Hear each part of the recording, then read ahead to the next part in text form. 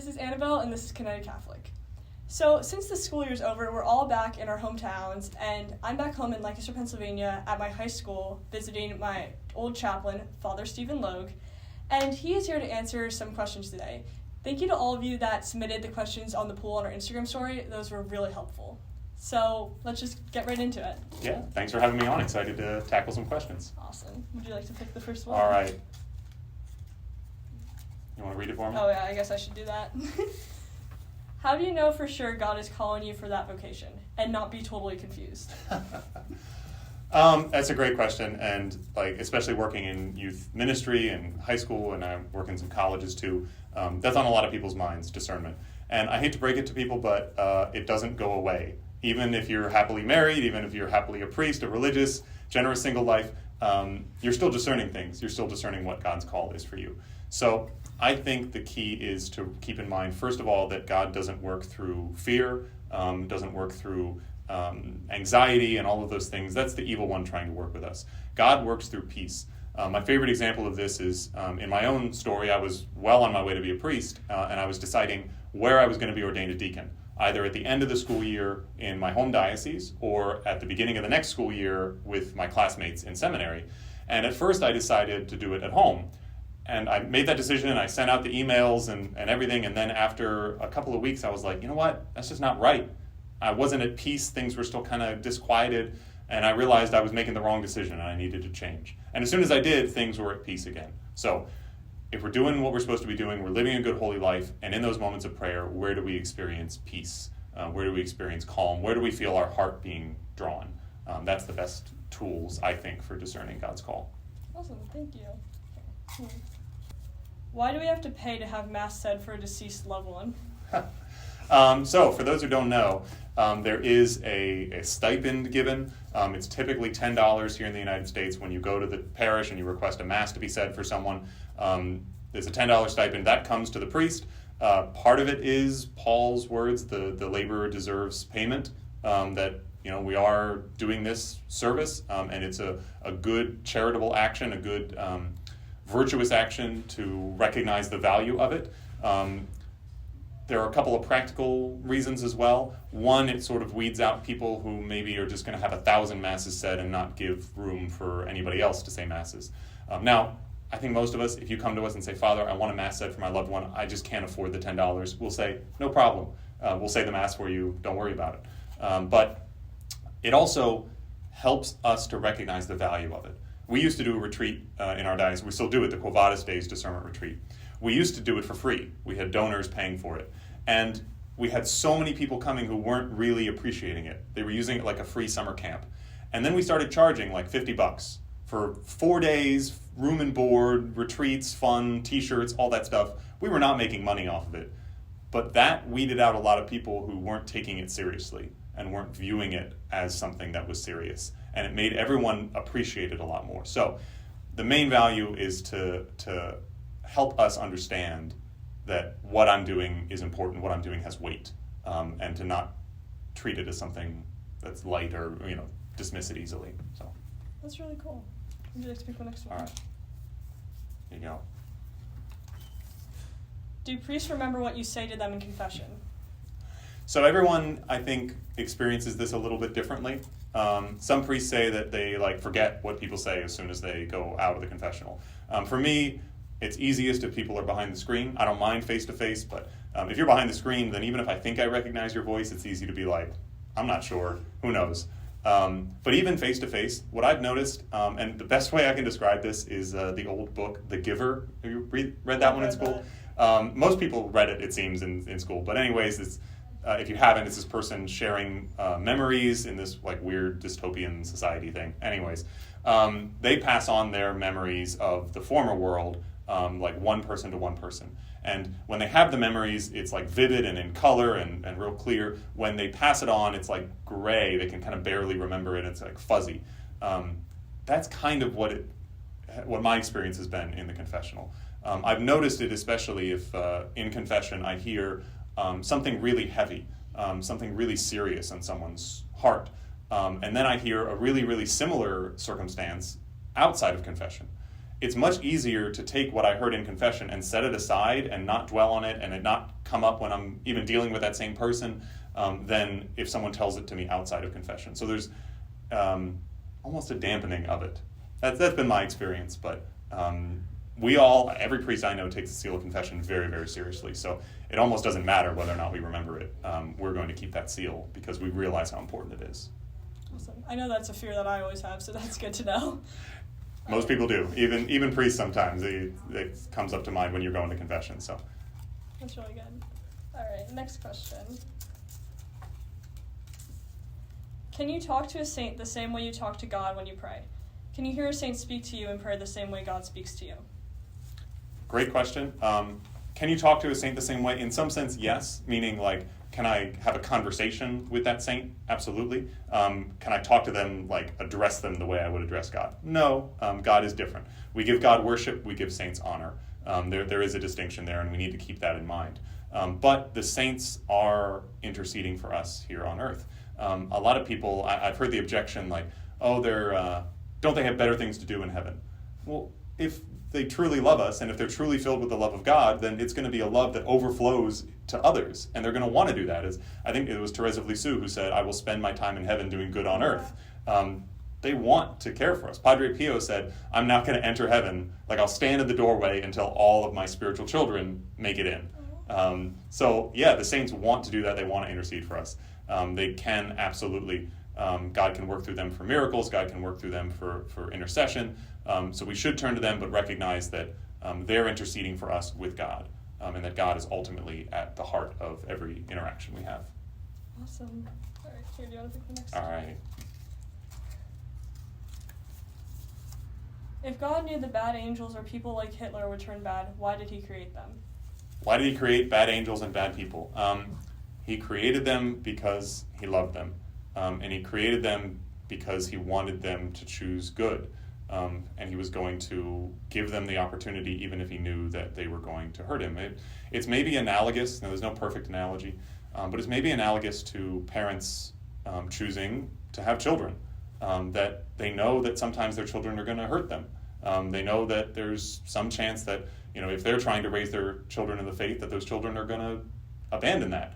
That the children, even at the bare minimum as a teenager, they're going to cause them harm, probably, right? Most of us cause our parents at least some heartache at some point in our lives. And yet they do that anyways, even though we might do evil, even though we might turn against them. Now, God knows what's going to happen, and he knows what those people will do. But what we don't know, especially for the evil people who've done so many terrible things in their lives, we don't know if they repented at the end. We don't know if in their last moments they said, Lord, I'm sorry. And he would create them, he would put up with all that evil to have that one chance for them to change their hearts, to change their minds. That's so cool. Okay. Do you have any recommendations for discerning God's will? I feel like that's similar to the one that you already said before. It is. Let's see if I can give any other tips for it. Maybe another tip, since we got a second question on it, is to listen to the people around you. Oftentimes, so God doesn't just work in our prayers, right? If I go to the chapel, I sit there, I close my eyes, I pray, and I listen for the voice in me or a movement of my heart or something. Sometimes he works through other people and through the circumstances in our lives. So if I remember when I was discerning priesthood and I wasn't incredibly thrilled with it at first. I think most priests experience this. Whenever you have the general intercessions and they pray for more vocations, you're like, oh, great. Not again. So like that little reminder, or the little old church ladies who say, oh, have you considered being a priest? Oh, thanks. Oh. Like those kind of reminders and it can absolutely be God speaking through other people. And the inverse of that is we should be ready for those promptings, that if God gives us a little prompting to say something to someone like, hey, you'd make a great priest, do you know that? Or, hey, have you considered religious life? Like, or even just, you're really good at ministry, you're really good at explaining the faith. Those little promptings can be God trying to work through us to help someone else discern. That's really cool to think about. Awesome. All right, a couple left. What's the power behind miraculous metals and saint metals? The power behind miraculous metals and saint metals. So, there are a little behind the scenes glance here. There's sort of different ideas about blessings. There are different thoughts about what exactly blessings are and what blessings do. Because when we're talking about these metals, we want blessed metals. Some people argue, some theologians argue, that a blessing applies to the person who will use the thing. So if I bless a building, I'm not blessing the building, I'm blessing the people who will use the building. Some will argue that no, you're blessing the thing itself, and the thing itself is now different. I think there's a middle ground to be reached. That if I'm blessing someone's car, I don't want to just specifically bless the car so that now we have to burn it or bury it when we're done with it. I want to bless the people who are going to use the car. But if I'm blessing something that's sacred, that's set apart for important and holy uses, then I want to bless the thing itself. And there does seem to be real power behind that. God can conform something to better bring about his will in the world. And even if we don't 100% understand exactly how it works and what exactly God is doing here, the greatest evidence of it working is with exorcisms, really. There are, specifically the St. Benedict medal. It's a special, not quite a blessing, we do like an exorcism of a St. Benedict medal, and then there are certain rites of exorcism in the church where you can either use a Benedict medal or a piece of the true cross. So it has a lot of power and it has a lot of effects. And we can see this in a lot of other ways. Our exorcist in our diocese tells a story of I'm pretty sure I heard this from him, from one exorcist, if not him, of a stone from a cave there's a cave in Italy where supposedly St. Michael appeared, and he set up an altar there. He wanted it to be a shrine of worship and honoring God. And St. Michael the Archangel is a great intercessor against demons. And so our exorcist visited that cave, and he took a little rock and then has used that in exorcisms to great effect. So it does seem like God's blessing can rest on certain objects to a greater degree than others. It's a real thing. It's a powerful thing. I also love the old story. This isn't as much about a blessing, a blessed object, but during the reign of Diocletian, the emperor who was responsible for one of the worst persecutions of Christians before the conversion of the Roman Empire, he was initially pretty okay with Christians, and he didn't really care. And one time he took his whole retinue, imperial retinue, to a place of pagan sacrifice and fortune-telling. And it was really gross. They used animal guts to try and predict the future. That's what happened in this temple. And the people there, the priests, would get into this prophetic trance, and they'd look at the animal entrails, and they'd spout prophecies about the future. And at the time, in Diocletian's retinue, there were a couple of Christians. Now, they didn't advertise it, but no one was really caring, so they were just working there. And when they saw all this happening, they were kind of like, ooh, this is not great. And so just over in the corner to themselves, the reports we have say they made the sign of the cross. Now, back then, the sign of the cross wasn't the full gesture like this. It was a simple tracing of the cross on our forehead. And so they just did that quietly on their own in the corner, and suddenly the pagan demonic prophets were silenced. They couldn't prophesy anymore. Their trance was broken, and they were like, there's a Christian in here somewhere that ruined this. So these things have real power, even if we don't fully understand the nitty-gritty of what God's doing. Oh, that's awesome. All right, last question here. What is the best advice to overcome lust? So, there's a lot of good advice, I think, to overcome sin in general and lust in particular, which is sort of the sin of our society. Since we're sort of on the topic of our diocesan exorcist, he said that the big problems he sees in our culture today, the two main groups that he works with are the sort of Anglo-Americans and Hispanic Americans. And he said among Hispanic Americans you have a lot of the Santeria and the sort of pagan practices that are present in some parts of South America and Central America. But he said for most Anglo-Americans, the main thing that gets them into trouble is lust. So how do we deal with it? Well, frequent confession, frequent Eucharist, relying on the sacraments is like number one. Also, I think something that's really underrated in dealing with lust is fasting. We are terrible at fasting in our culture. Just ask an Eastern Catholic or an Orthodox person what they do in their fasting, and it will put us to shame. Read the old Irish penitentials of what the penances used to be, prescribed penances for certain sins in the sacrament of confession, and it's pathetic. We wouldn't last through the simplest sins, the penance we would get.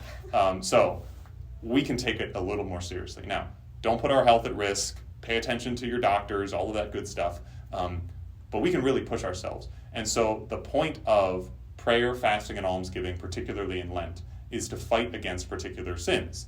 And the fasting is against sins of the flesh, sins of passion. Because if we say no to ourselves in our little desires, that's spiritual exercise to be able to say no to ourselves and our big desires. The other thing, advice that I've heard that I think is really, really important for married people is if they're struggling with lust, because I hate to break it to you, marriage doesn't solve our lust struggles if we're struggling with it. For married people, it's go to your spouse. Now, not just go to your spouse to satisfy your physical desires, but spend good, holy time with your spouse. Experience the kind of love that God intends. That's the antidote to lust. And then finally, rely on other people. And find people you can count on to work together to overcome our temptation, to turn to, whether it's a direct, hey, I need your help and your prayers for this particular struggle, or just, hey, sometimes I just get really frustrated and I need someone to talk to. Can you be a person that I can call when I'm frustrated? You don't have to go into detail, but just have someone to call, someone to do something with to get away, break those habits. Awesome, thank you. So, surprise, we have one last question for him. Hidden in the back. So now you get to talk about yourself a little bit. Uh-oh. What do you like to do for fun? Oh, what do I like to do for fun? So we have a handful of priests here in the area who are nerds. So we like playing board games. One of my favorite board games is called Twilight Imperium. It takes 10 hours. So it's hard to find time to play that one, but that's a lot of fun. I also enjoy hiking, camping, spending time outdoors, stuff like that, watching movies. Yeah. Awesome. All that fun stuff. Wow. Thank you so much for joining us today. Thanks. It's great to have you back, and prayers for the next school year. Awesome. Thank you so much.